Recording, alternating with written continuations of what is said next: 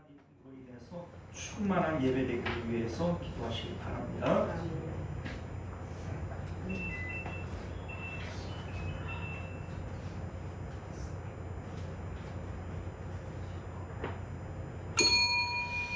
네, 우리 지금으로부터 5월 17일 주일 오전 예배 하나님 앞에 드리겠습니다. 우리 다 같이 묵도하시겠습니다.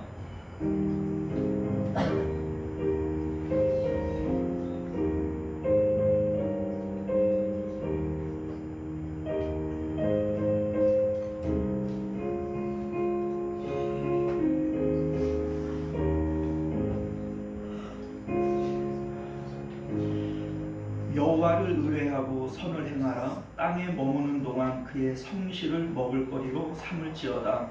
또 여호와를 기뻐하라. 그가 내 마음의 소원을 내게 이루어 주시리로다. 아멘. 존귀하시고 은혜로우신 우리 주 하나님, 하나님을 먹을거리로 삼으라 말씀하심은 우리 마음 가운데 오직 하나님만이 기쁨이 되어야 함을 말씀하시는 줄 믿습니다. 우리 하나님, 예배를 통하여 하나님 주시는 기쁨을 맛보게 하시고 하나님 외에 어떤 것도 우리 마음의 기쁨이지 않도록 은혜 베풀어 주옵소서. 거룩하신 우리 주 예수님 이름으로 간절히 기도드리옵나이다. 아멘.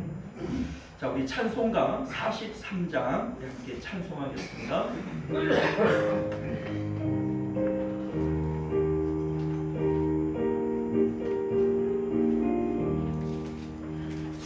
즐겁게 한 시간만 반갑고 좋은 날 내 마음을 경쾌하니 즐겁고 기쁜 날 이 날에 천하 만민 가보자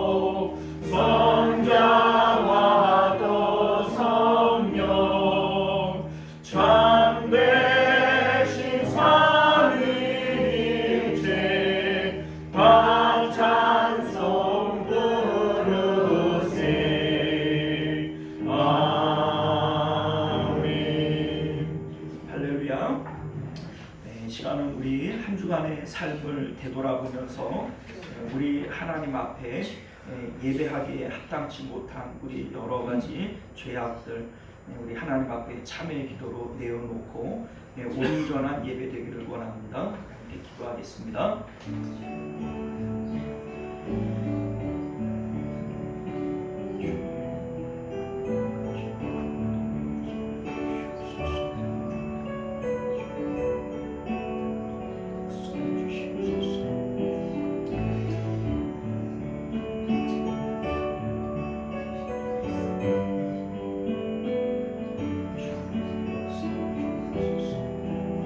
주여 하나님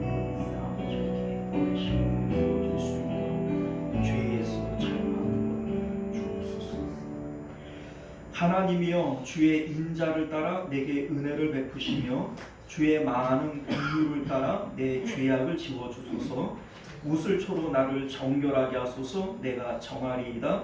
나의 죄를 씻어주소서. 내가 눈보다 희리이다. 아멘. 우리 사도신경으로 우리의 신앙을 고백드립니다. 전능하사 천지를 만드신 하나님 아버지를 내가 믿사오며 그 외아들 우리 주 예수 그리스도를 믿사오니 이는 성령으로 잉태하사 동정녀 마리아에게 나시고 본디오 빌라도에게 고난을 받으사 십자가에 못 박혀 죽으시고 장사한 지 사흘 만에 죽은 자 가운데서 다시 살아나시며 하늘에 오르사 전능하신 하나님 우편에 앉아 계시다가 저리로서 산자와 죽은 자를 심판하러 오시리라. 성령을 믿사오며 거룩한 공예와 성도가 서로 교통하는 것과 죄를 사하여 주시는 것과 몸이 다시 사는 것과 영원히 사는 것을 믿사옵나이다. 아멘. 자, 우리 찬송가 526장입니다.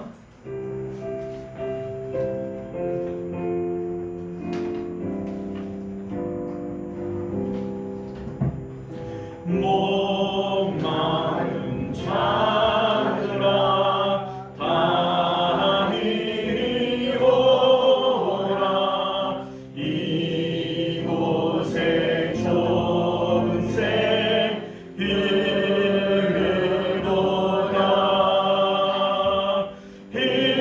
힘쓰고 했으니 거슬지 마도 이 샘에 오면 다 마시겠네. 이 샘에 솟는 눈물 강같이 흘러 온 천하 만국에 다 통하네. 빈부나 귀천에 분별이 없이 받아서 쉬고 또 마시겠네. 생명수 샘물을 마신 자마다 못다시 마르지 아니하고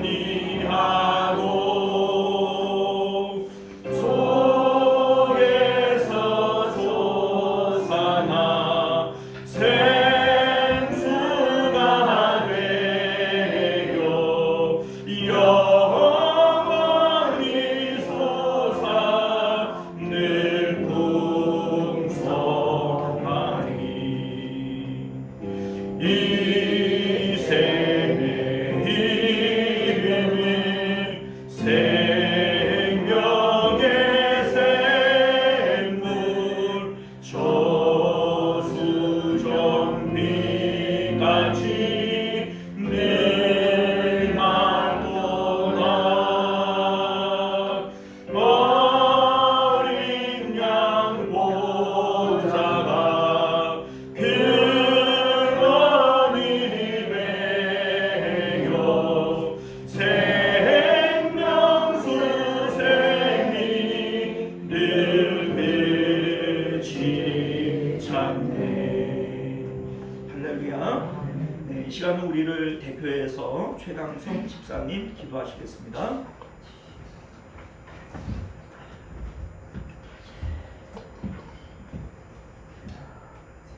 사랑과 은혜가 충만하신 하나님 아버지, 가정의 달 5월을 맞이하여 아버지께 기도와 찬송으로 영광 돌립니다. 아카시아 꽃내음이 만발한 지금 하나님의 말씀과 성령이 꿀과 같이 달콤하여 온 세상에 전파될 수 있도록 하여 주시옵소서. 저희에게 꿀벌의 사명을 주시며 날개짓하여 사명을 감수할 때 피곤치 않게 하셔서 저 멀리 국녀까지 전파될 수 있도록 꺾이지 않는 날개를 달아주시옵소서.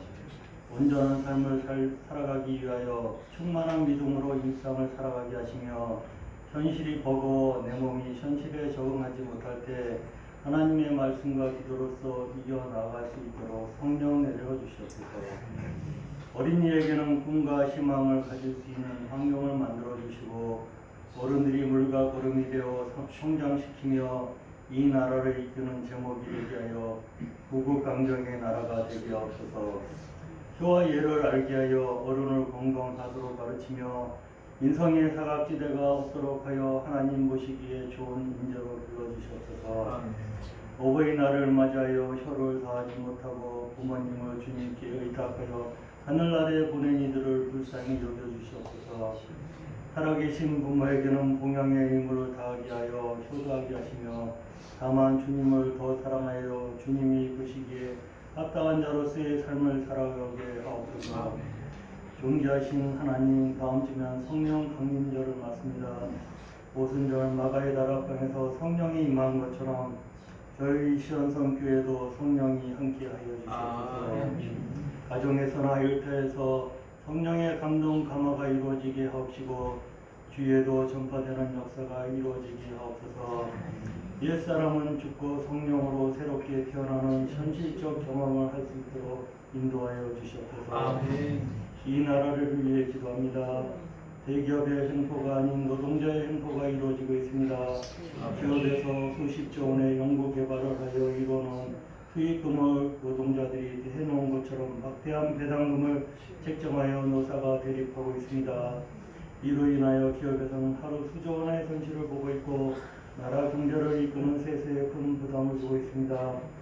노동자 대신 로봇으로 대처한다는 판을 짜고 있는 현실에서 주님께서 인도하사 막대한 실업자가 생기지 않도록 하여 주시옵고 기업을 정상화시켜 주시옵소서.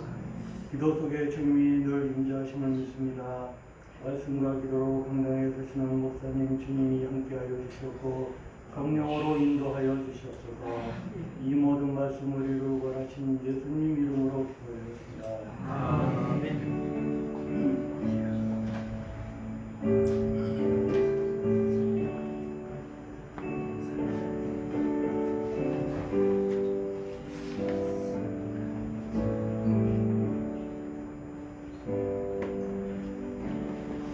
네, 감사합니다. 우리 다 같이 찬송가 211장 1절 찬양 드리시면서 드려진 예물 하나님 앞에 봉헌합니다.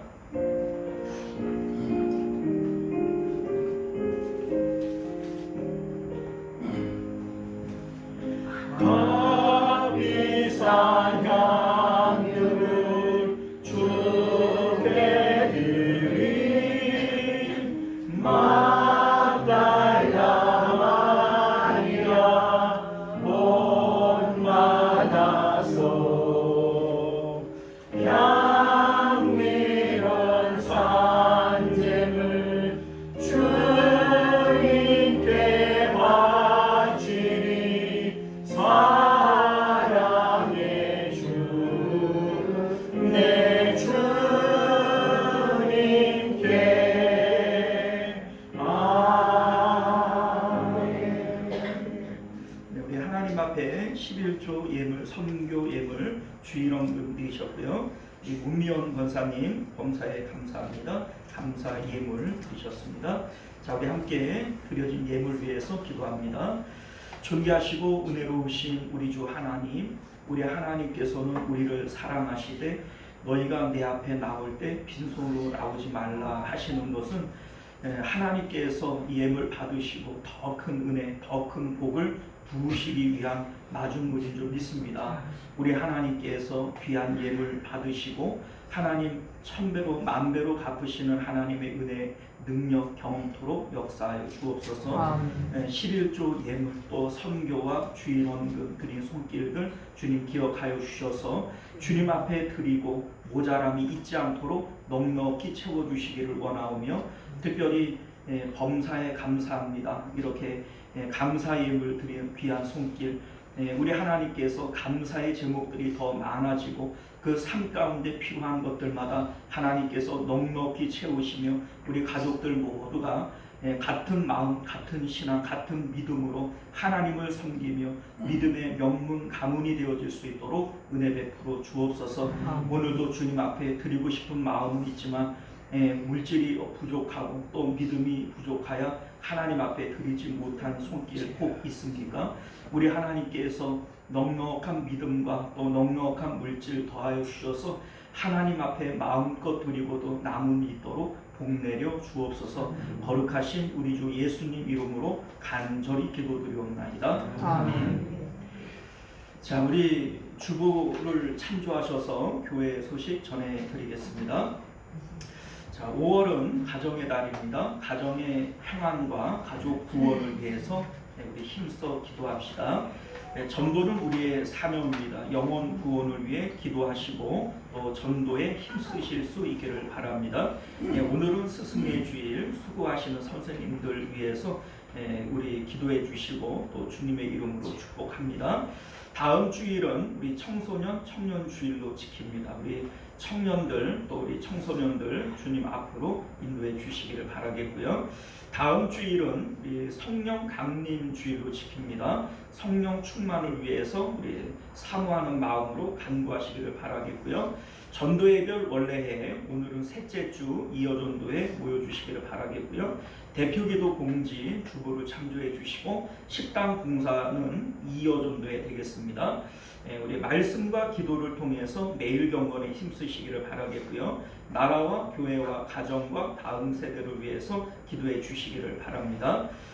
6월 3일 제9의 지방 성도를 위해서 기도해 주시기를 바라요. 요셉과 같이 또 다니엘과 같이 지혜롭고 또 하나님을 경외하는 그러한 사람들이 선출되어질 수 있기를 위해서 기도하시기를 바랍니다. 우리 결혼 소식이 있습니다. 우리 최강성 집사님, 변용국 권사님 차녀되는 우리 최혜정양 5월 23일 토요일 오후 3시 이번 주네요. 이번 주 오후 3시 KDW 웨딩 3층 마이도스 홀 그 5호선 강동역 3번 출구 바로 앞에 있다고 그래요. 많은 참여 부탁드리겠고요. 우리 환우들과 성도님들의 상업을 위해서 기도해 주시기를 부탁드립니다. 자, 우리 하나님 말씀 함께 나누도록 할게요.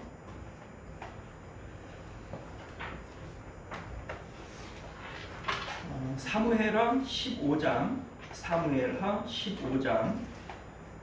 7절에서 12절까지 말씀 보고요.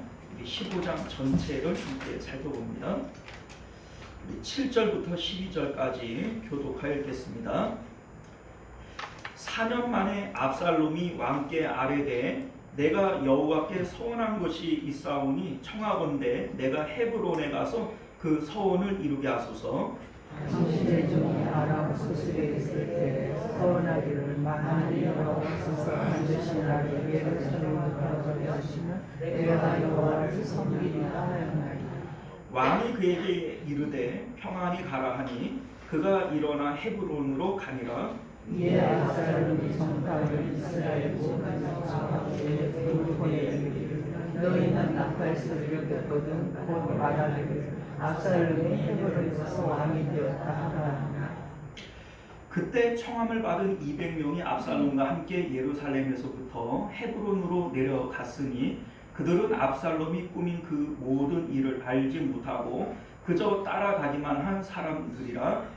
집사들에게 압살롬 사람을 보낸 다윗의 서기하고 사람 아이들을 그의 소속길로에서 청할 공자 반역하는 일이 커감에 압살롬에게로 돌아오는 백성이 많아지니라. 아멘. 자, 우리 함께 기도하겠습니다. 존귀하시고 은혜로우신 우리 주 하나님, 오늘도 우리가 주의 말씀에 귀를 기울이고 그 말씀에 깊은 깨달음을 얻도록 은혜 베풀어 주옵소서.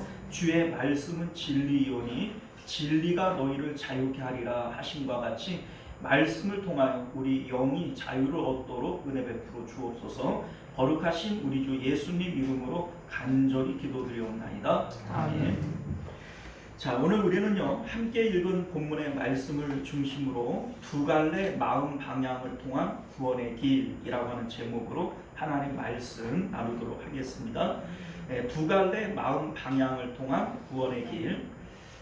오늘 본문 말씀이요, 두 갈래 마음의 방향을 통해서 하나의 길은 멸망으로, 하나의 길은 구원으로 이른다라고 하는 것을 우리에게 가르쳐 주고 있습니다. 자, 우리가 알다시피 성경은 우리에게 구원을 주시기 위한 책입니다. 요한복음 5장 39절을 보면 예수님께서 너희가 영생을 얻고자 성경을 연구하거니와 이 성경이 곧 내게 대하여 증언하는 것이라, 이런 말씀을 합니다. 우리가 지금 사무엘서를 살펴보고 있는데, 사무엘서가 이스라엘의 역사를 다루고 있기 때문에 여러 가지 흥미진진한 에피소드들이 많고 좀 재밌어요. 자, 그런데 사실 이 성경은 역사를 얘기하려고 하는 것도 아니고 흥미진진한 이야기를 우리에게 전하고 싶은 것도 아닙니다. 앞서 말씀드렸던 것처럼 구원을 우리에게 주기 위한 책이고, 예수님께서 이것이 나에 대한 얘기다 이렇게 말씀하신 것 같이 예수 그리스도의 십자가 사건과 연관이 되어지는 얘기예요. 자, 그러니까 우리가 이 성경을 읽으면서 그 목적을 따라서 구원과 예수 그리스도의 십자가와 연결시키지를 못한다면 성경이 본래 우리에게 전하려고 하는 그 의도와는 전혀 다른 방향으로 성경을 해석할 수 있다는 것이죠. 자, 그래서 우리가 오늘 이 말씀이 우리에게 무엇을 전해주려고 하느냐, 구원에 대한 얘기고요.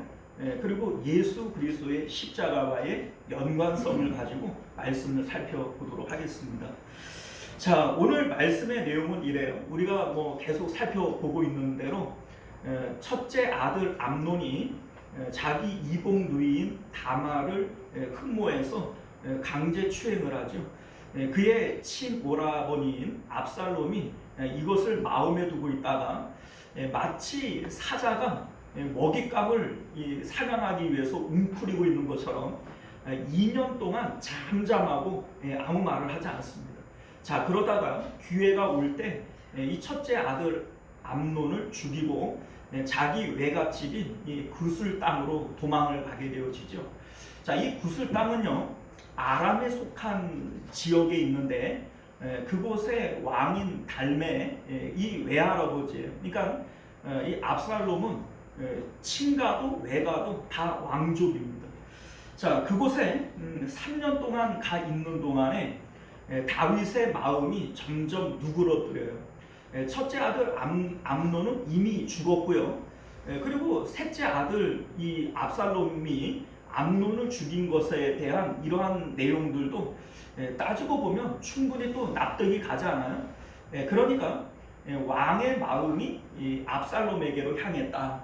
우리 13장 39절을 보면 다윗 왕의 마음이 압살롬을 향하여 간절했다, 이렇게 말씀하고 있습니다. 자, 이러한 어떤 다윗 왕의 이런 심정을 군대 장관 요압이 딱 캐치를 하고요. 이제 압살롬을 데리고 오기 위해서 이렇게 모략을 세워요. 나단 선지자가 한 이야기를 통해서 다윗의 마음을 움직인 것처럼 요압도 하나의 이야기를 통해서 다윗의 마음을 움직이려고 합니다. 자, 그 내용은요, 자기 고향 근처에 드보아라고 하는 고을이 있는데 그곳에 한 여인을 섭외해다가 두 아들에 대한 재판을 청합니다. 두 아들, 이게 물론 이야기죠. 하나 지어낸 이야기인데 이 여인에게 두 아들이 있어요. 그런데 들에 나가서 서로 말다툼을 하다가 형이 동생을 쳐 죽이게 됩니다. 자, 우리가 알다시피 이스라엘의 율법은 이에는 이, 눈에는 눈이에요. 그러니 동생을 죽였으니까 마땅히 잡아다가 죽여야 되는 거죠. 그래서 동네 사람들이 쫓아와서 그 동생을 죽인 형을 내놔라, 우리가 율법에 따라서 처형하겠다, 이렇게 나오게 됩니다. 자, 이 여인의 입장에서는 하루아침에 두 아들을 다 잃어버리게 생긴 거예요. 동생은 형한테 죽었고 형은 마을 사람들에게 죽게 생겼으니 이 여인이 억울한 마음을 가지고 왕을 찾아온 겁니다. 이러한 상황 가운데 나는 하루아침에 두 아들을 잃어버리게 생겼고 그리고 우리 남편도 없는데 이 상속자마저 없으면 이제 우리 집안은 대가 끊기게 되어진다. 이러한 하소연을 하게 됩니다. 자, 다윗 왕이 이 내용을 가지고 재판을 하는데 율법에는 두 가지 정신이 있어요. 하나는 공의라고 하는 정신이 있고 하나는 국률과 자비라는 정신이 있습니다. 이 율법은 이 두 가지 정신이 균형을 이루어야 되거든요. 자, 그런데 다윗이 이 내용을 잘 듣고 난 다음에 여기서는 공의를 살리는 것도 중요하지만 국률과 자비를 베푸는 것이 옳다 이렇게 생각을 해서 이 여인에게 내가 네 아들을 보호해주겠다 이렇게 재판을 내립니다. 자, 이때에 이 여인이 드디어 본색을 드러내요. 이 상황은 나나 다윗 왕이나 동일한 상황 아닙니까?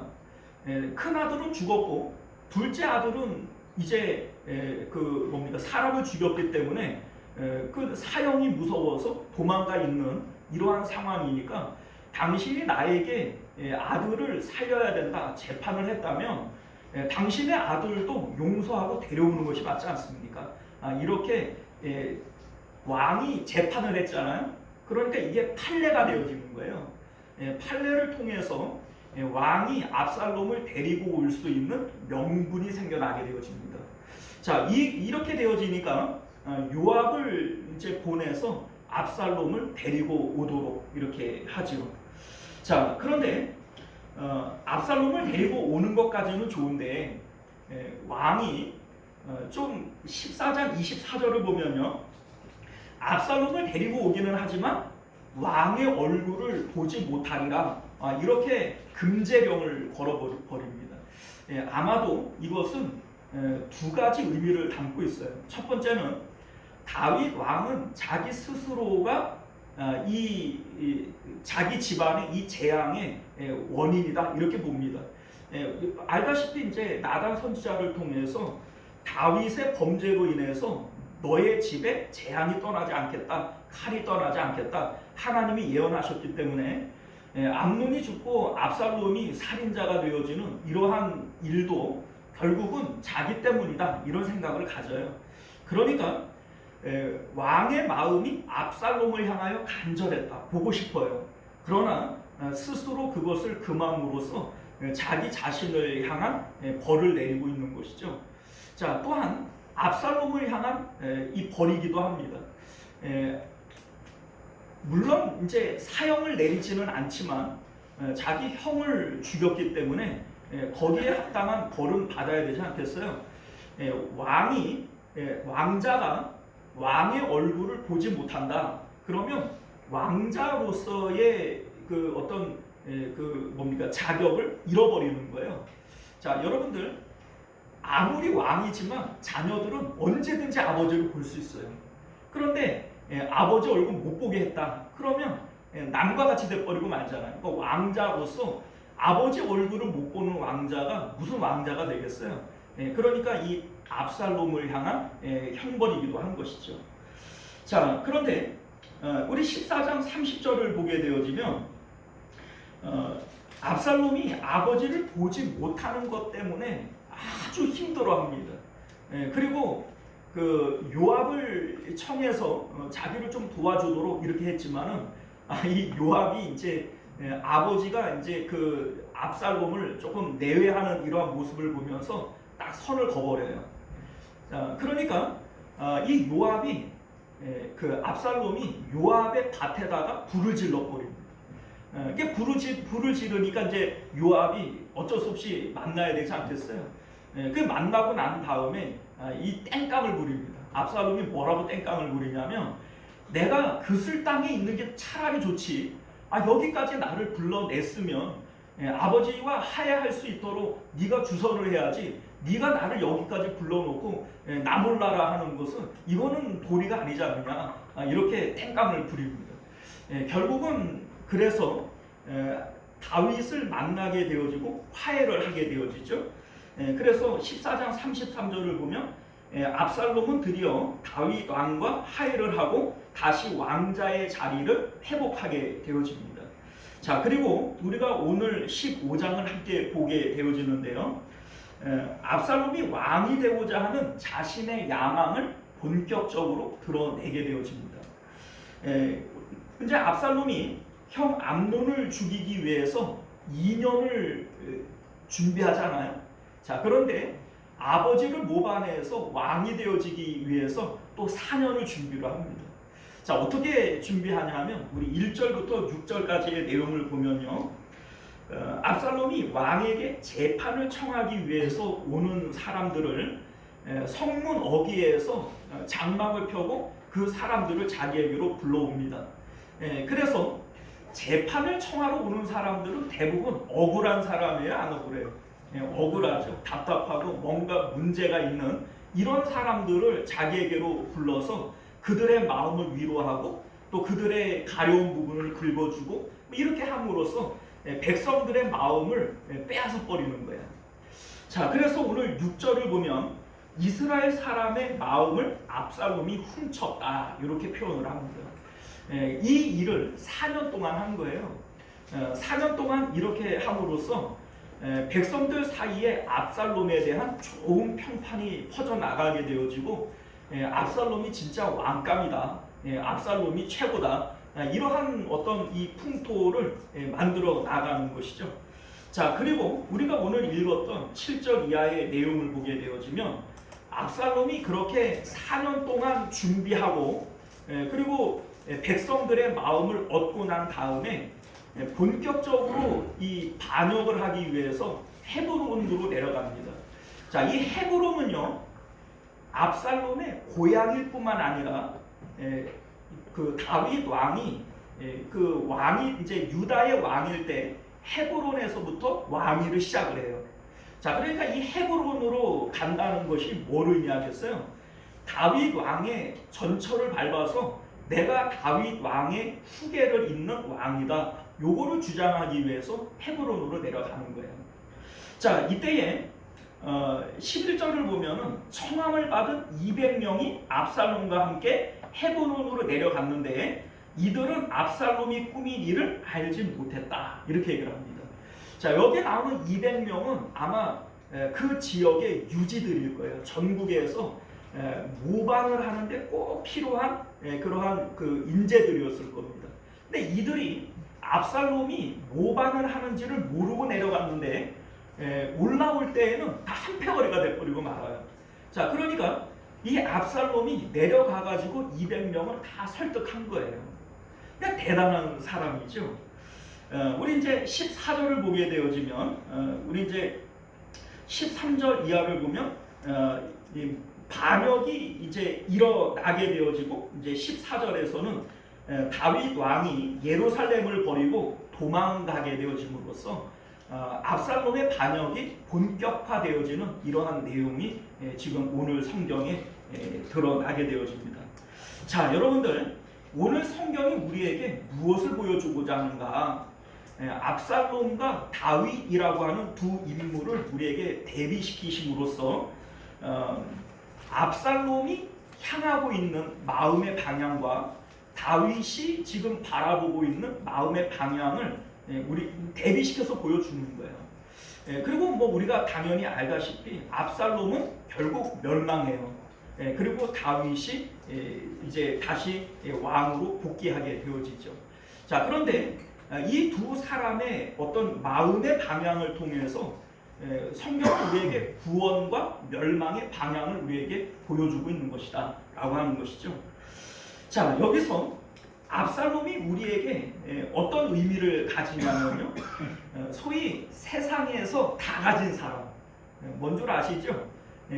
그러니까 세상 사람들이 누구나 부러워할 만한 것들을 다 가진 사람, 이게 압살롬이에요. 그리고 그 이제 세상에서 왕위를 찬탈했잖아요. 왕이라고 하는 높은 자리까지 올라가게 되어지죠. 자, 압살롬은요 출생에서부터 남다른 사람입니다. 우리가 앞서 말씀드렸지만 그의 어머니 마아가는 그슬왕 달메의 딸이에요. 다윗 왕이 가장 전성기를 달릴 때 소위 정략 결혼을 통해서 낳은 아들이 압살롬입니다. 그러니까 친가도 외가도 다 왕가인 것이죠. 그러니까 뭐 소위 그 왕자들 중에서도 양쪽이 다 왕가니까 선골 출신입니다. 선골 출신. 그리고 14장 25절을 보면 압살롬의 외모에 대해서 이렇게 얘기를 해요. 온 이스라엘 가운데에서 압살롬 같이 아름다움으로 크게 칭찬받은 자가 없으니라.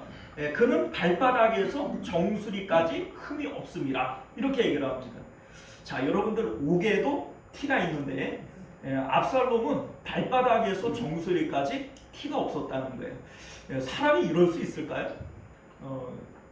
오늘날 우리로 얘기하면 차은우 뭐 이 정도 될 것 같은데, 그런데 여러분들 26절을 보면요, 해마다 그의 머리털을 깎을 때 머리털의 무게만 200세겔이었다 이렇게 얘기를 합니다.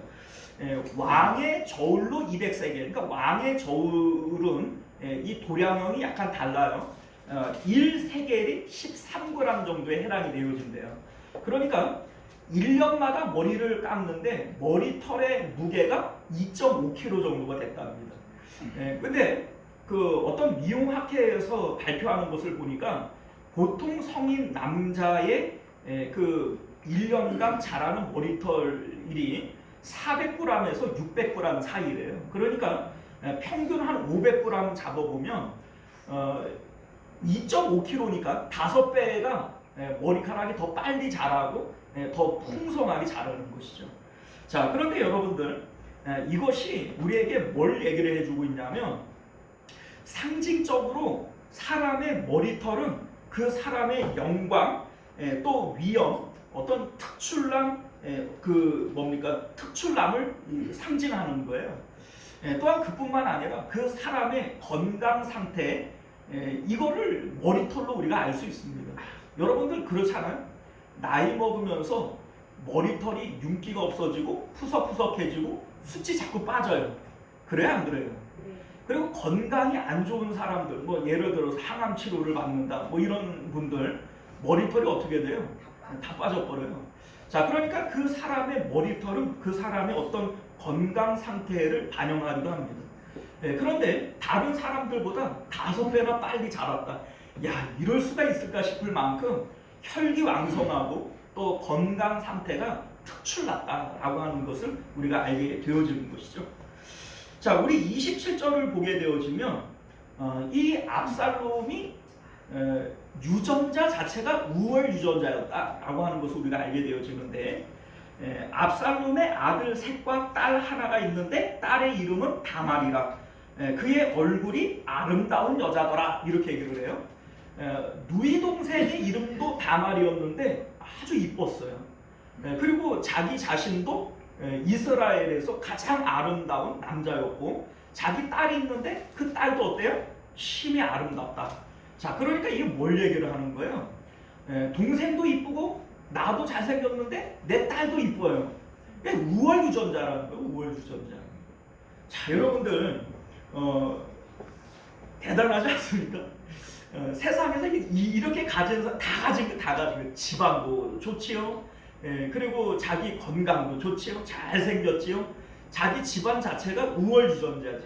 자, 거기다가 이 압살롬이 하는 일들을 보면 머리가 참 비상한 사람이에요. 우리 이제 형 암논을 죽일 때에도 2년 동안 아주 주도 면밀하게 준비를 하고 있다가 딱 그 기회가 닥치니까 과감하게 딱 죽여버려요.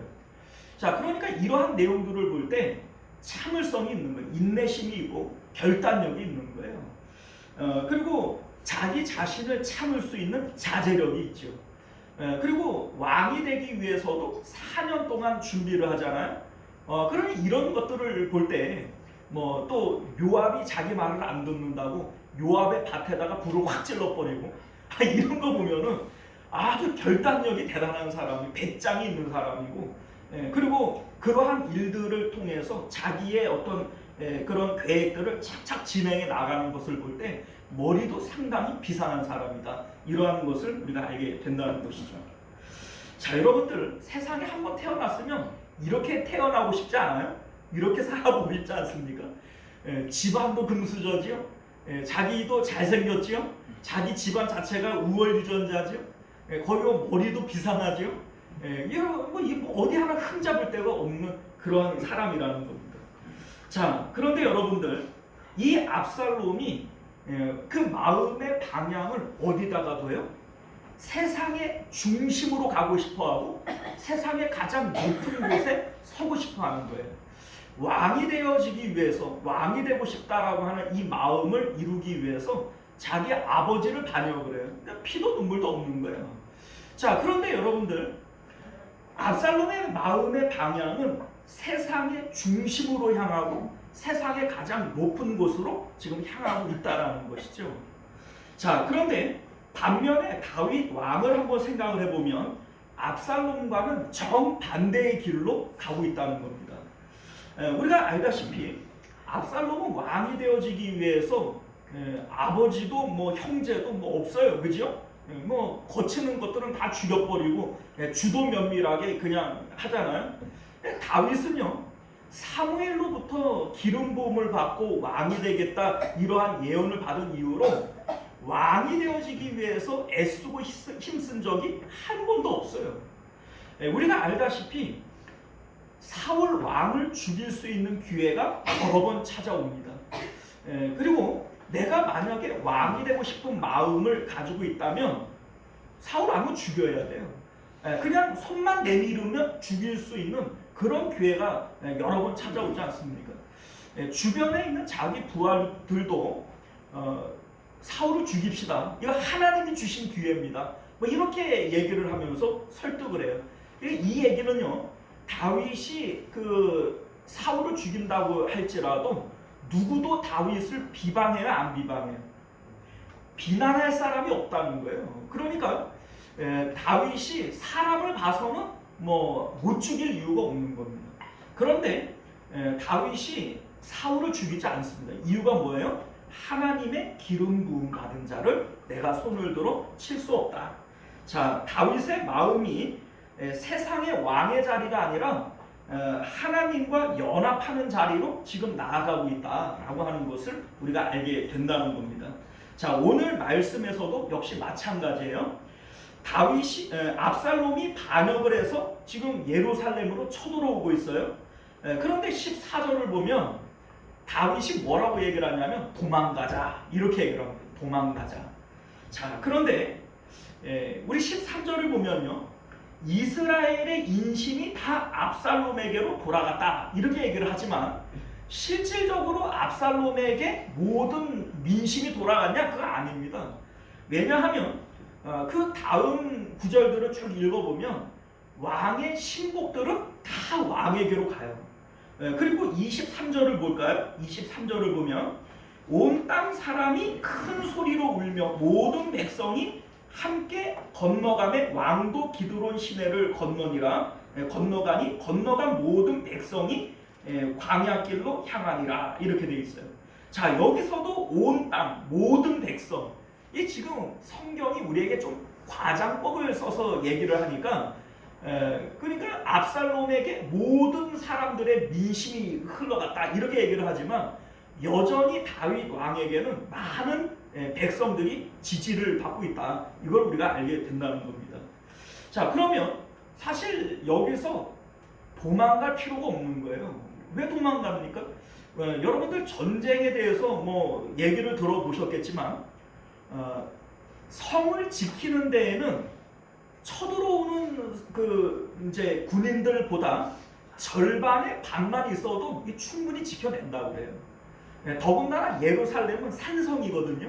높은 고지대에 있는 산성이기 때문에 압살롬이 여간해서는 이 산성을 그 침범에 들어올 수 없습니다. 더군다나 이 다윗의 신복들은 백전무장들이에요. 그러니까 전쟁의 경험이 많은 이러한 군인들이기 때문에 그 뭐 갑자기 끌어모은 이러한 군대를 통해서 이 다윗을 칠 수 없습니다. 그럼에도 불구하고 다윗이 도망간다라고 하는 것 자체가 왕위에 대해서 큰 관심이 없는 거예요. 왕위에 대해서 관심이 있다면 맞서 싸워야 하고 맞서 싸웠다면 충분히 이길 수 있는 전쟁이다. 이걸 우리가 알게 되어지죠. 실질적으로 나중에 평지에서 두 군대가 붙는데 누가 이겨요?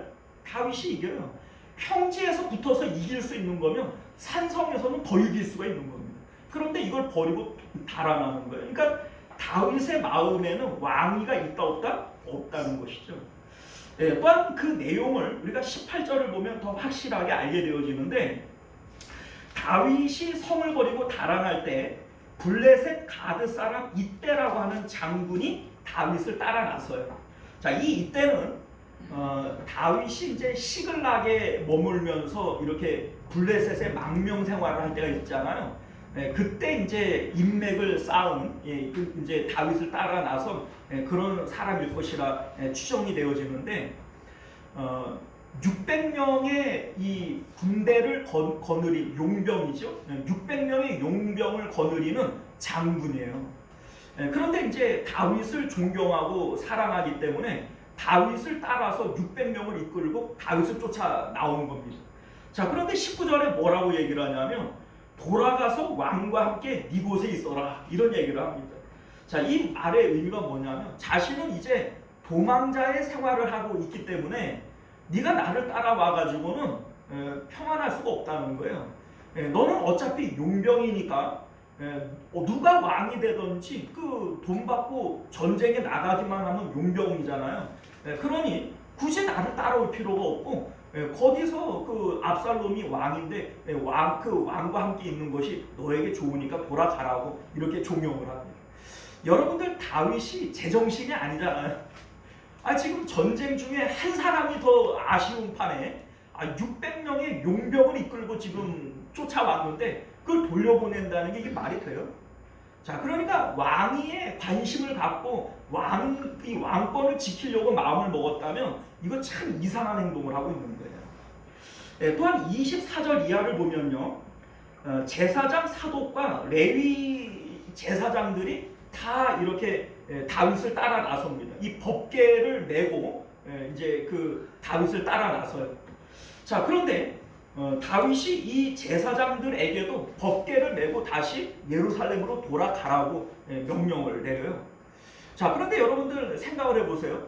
이스라엘이라고 하는 나라가 신정국가입니다. 신정국가에서 법궤가 상징하는 게 뭐죠? 하나님의 임재를 상징하는 것이 법궤이기 때문에 법궤를 내가 가지고 있다라고 하는 것이 왕으로서의 어떤 정통성을 가지고 있을 수 있어요. 하나님이 나와 함께 있는 것이고 하나님이 나를 지지하는 것이 되어버리는 거니까 이 법궤가 얼마나 왕권을 지키기 위해서 중요한 것인가, 이걸 알 수가 있고요. 또한 이 대제사장으로부터 이 많은 레위 지파 제사장들이 다윗을 지지하고 따라 나섭니다. 그러면 여러분들, 이스라엘의 이 제사장들이 미치는 영향력을 한번 생각을 해보세요. 제사장들이 다윗을 지지한다면 모든 백성들이 다윗을 지지할 수밖에 없어요. 소위 그렇잖아요. 이 이스라엘이라고 하는 나라 자체가 거대한 하나의 교회와 같은데 목사님들이 다 다윗을 지지해요. 그러면 성도들이 누구를 지지하기가 쉽겠어요? 다윗을 지지하기가 쉽죠. 그런데 다윗이 제사장들을 다 돌려보냅니다. 법궤를 돌려보내요. 이유가 뭐냐면 하나님이 나를 불쌍히 여기시면 나를 왕으로 다시 세워서 예루살렘 하나님이 있는 성전에 있게 할 것이지, 내가 나를 위해서 하나님의 법궤를 이용해 먹을 수 없다는 거예요. 이게 다윗이 갖고 있는 생각인 것이죠.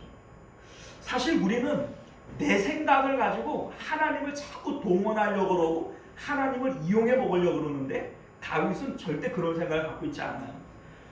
하나님의 생각이 있고 나는 하나님의 생각에 내가 맞으면 하나님이 나를 불러올 것이다, 이렇게 생각하고 있는 거예요. 자, 그래서 우리 이제 오늘 말씀을 보게 되어지면 성경이 지금 우리에게 뭘 얘기를 하려고 그러는 거냐? 압살롬이라고 하는 사람이 있고 다윗이라고 하는 사람이 있어요.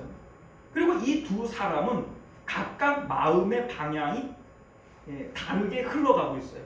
압살롬은 세상의 중심으로 가고 싶어하고 세상의 가장 높은 곳에 서고 싶어해요.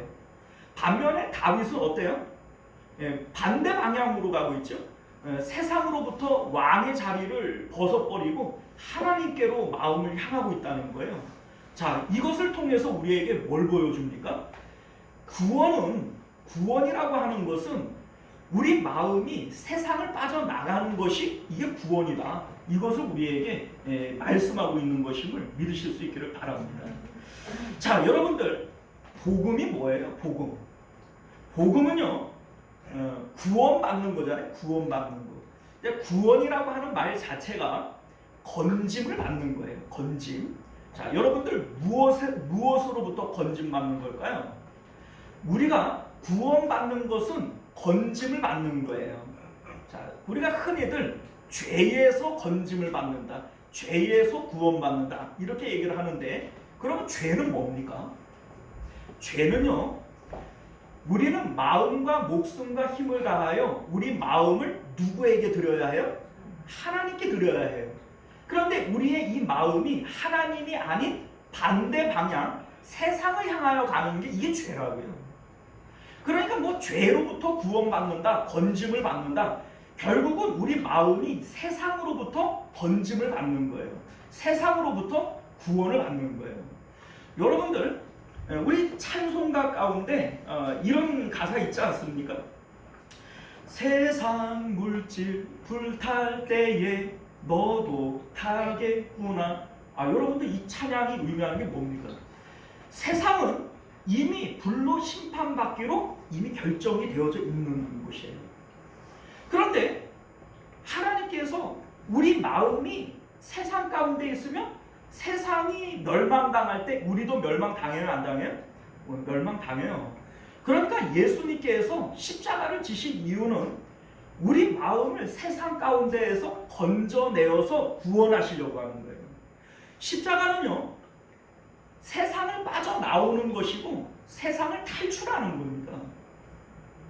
예수님께서 부활하실 때 아버지께서 하늘과 땅의 모든 권세를 나에게 주셨다고 그랬어요. 자, 그러면 이제 예수님께서는 하늘과 땅의 모든 권세를 가지셨거든요. 그러면 이 땅 가운데에서 하고 싶은 거 다 할 수 있고 이루고 싶은 거 다 이룰 수 있어요. 자, 살만하지 않겠어요? 오늘 압살롬처럼 세상에서 가지고 싶은 거 다 가질 수 있다니까요. 그런데 예수님께서는 이 땅 가운데에서 뭘 하려고 그랬어요? 아니면 이 세상이 마치 아무것도 아닌 것처럼 하늘로 그냥 올라가 버리셨어요. 예수님은 하늘로 올라가셨어요. 마치 이 세상 가운데 하고 싶은 것도 없고 이루고 싶은 것도 없는 분처럼 하늘로 올라가셨다는 거예요. 그리고 우리에게 뭐라고 그러세요? 너희도 자기 십자가를 지고 나를 따라와라, 이렇게 말씀하신 거예요. 여러분들, 구원이라고 하는 게 뭐예요? 예수님의 이름, 하나님의 이름을 동원해서 세상 가운데 내가 뭘 이루고 뭘 하고 뭔가 위대한 일을 하는 거, 이게 여러분들 구원이 아니에요. 구원은 우리가 이 세상 가운데에서 마음이 빠져나와서 오직 하나님만 바라고 하나님과 연합되어지는 거, 이게 바로 구원인 것을 믿으실 수 있기를 바라요. 여러분들, 우리 마음은 세상 가운데에서 이루고 싶은 것들이 늘상 있게 마련이에요. 소위 그런 거 있죠.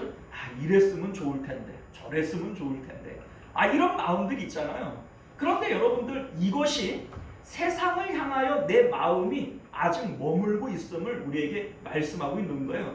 이러한 것들이 없을 수는 없지만 이러한 마음들이 바로 십자가에서 죽어야 될 마음들이고 부인되어져야 할 마음들인 것을 믿으실 수 있기를 바랍니다. 왜냐하면 그러한 마음을 가지고 있는 동안에는 내 마음이 하늘로 올라가요? 못 올라가요? 못 올라가요. 하나님의 있음과 좋음을 내 마음이 느낄 수가 없다고요. 왜냐하면 내 마음이 세상에 붙어서 세상에 좋은 것들, 세상에 뭐가 있네, 이게 좋네 이러면서 내 마음이 세상에 붙어버릴 때에는 내 마음은 하늘에서 곤두박질 쳐버리는 것이고 땅에 붙어버리는 거예요. 이게 구원의 상태가 아니라는 겁니다.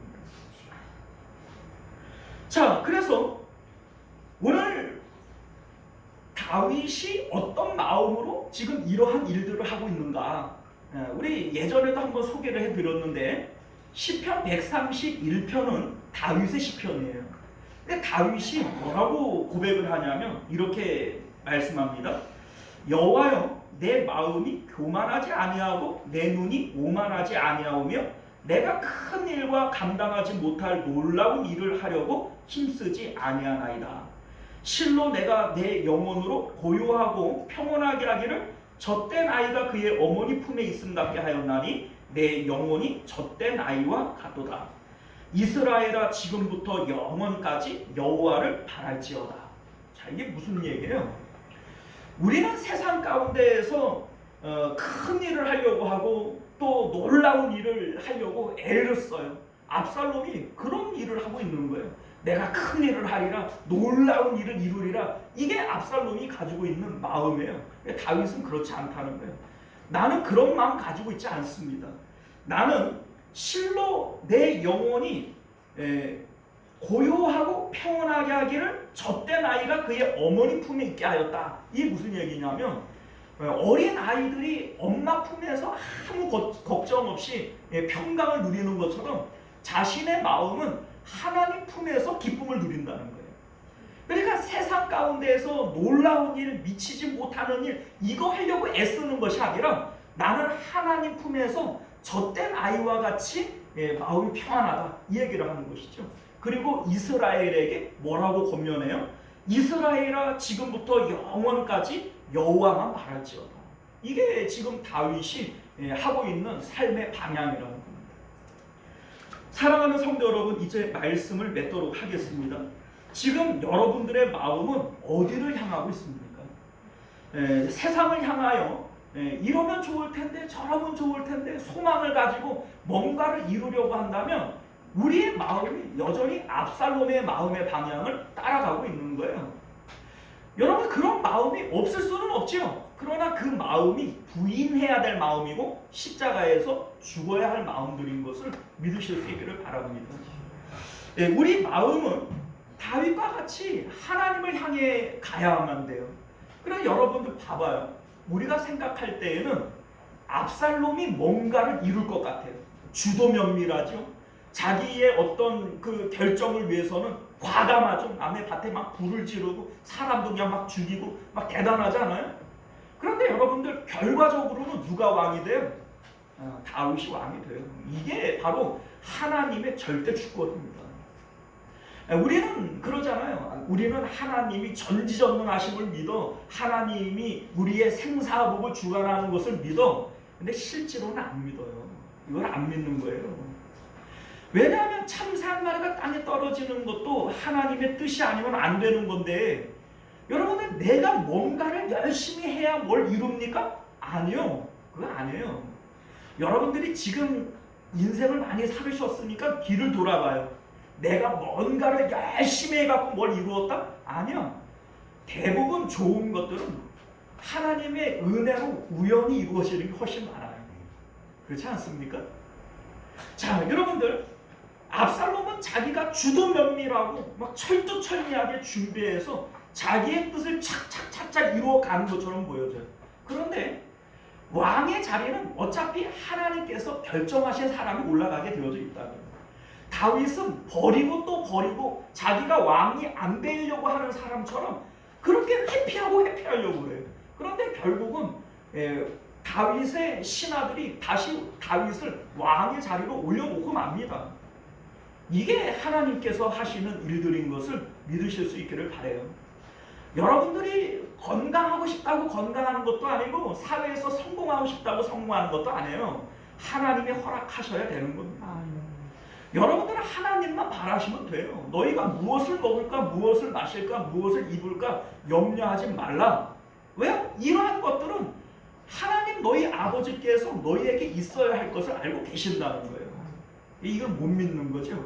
내가 뭔가를 염려하고 내가 뭔가를 부지런을 떨고 뭘 해야만 내가 뭘 할 수 있을 것처럼 자꾸 마음에 불안한 마음이 들어오는 거예요. 왜요? 이게 믿음 없는 거죠. 믿는다라고 얘기하는데 하나님이 우리의 생사복을 주관하셔, 입으로는 그러는데 실질적으로는 그걸 못 믿는 거예요. 우리 하나님의 손에 우리 삶이 달려있는 것을 믿으십니까? 믿으세요? 다윗을 보세요. 결국은 하나님께서 일을 이루시는 겁니다. 우리가 오늘 이 말씀을 통해서 오직 하나님께만 우리의 마음을 두고 마음의 방향을 향하실 수 있는 저와 여러분들 되시기를 바랍니다. 아멘. 이게 구원이에요. 여러분들 오늘 성경은 우리에게 구원을 얘기해 주고 있는 거예요. 우리의 마음의 방향이 지금 어디를 향하고 있냐는 것이죠. 세상을 향한 우리의 마음이라면 그게 멸망의 길로 가는 거예요. 압살롬의 길로 가는 겁니다. 우리의 마음의 방향이 예수님을 따라서 다윗과 같이 하나님을 향해 가야 돼요. 이게 구원인 것을 믿으실 수 있기를 바랍니다. 기도하겠습니다. 존귀하시고 내려오신 우리 주 하나님, 오늘 성경은 우리에게 구원의 방향을 보여주고 있습니다. 우리의 마음이 곧 영혼인데 우리의 영혼이 구원을 얻기 위해서는 세상 가운데 건짐을 받아야 합니다. 세상은 멸망받기로 결정되어져 있는 곳인데 우리 마음이 여전히 세상을 향하고 롯의 아내와 같이 세상에 미련을 둘 때 결국은 소금 기둥이 되고 멸망하고 말 것입니다. 압살롬의 마음이 세상을 향하여 있고 다윗의 마음은 세상을 빠져나와 하나님과 연합하려고 합니다. 이것이 오늘 성경이 우리에게 보여주고 있는 구원과 멸망의 길 아닙니까? 이제 우리로 하여금 예수 그리스도의 십자가의 방향을 따라 세상을 떠나고 하나님께로 마음을 향할 수 있는 저희들 될 수 있도록 은혜 베풀어 주옵소서. 거룩하신 우리 주 예수님 이름으로 간절히 기도드리옵나이다. 아멘. 우리 찬송가 521장 우리 함께 찬송하시고 축도로 예배를 마치겠습니다.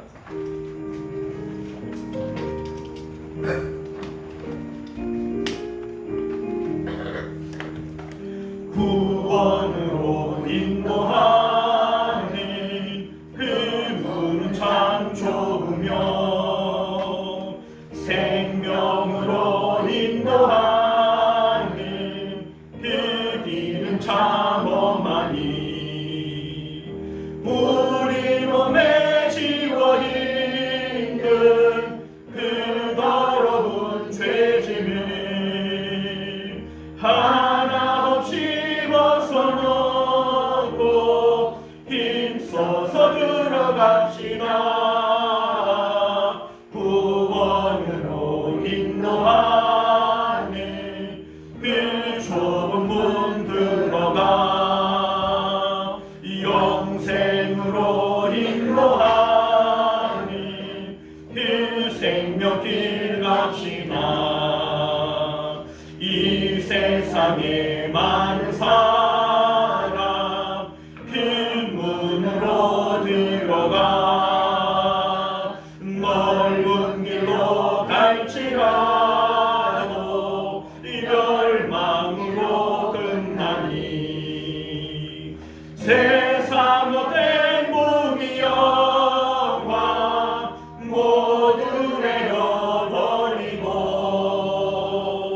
주의 말씀 순종하여 그 생명길로 갑시다.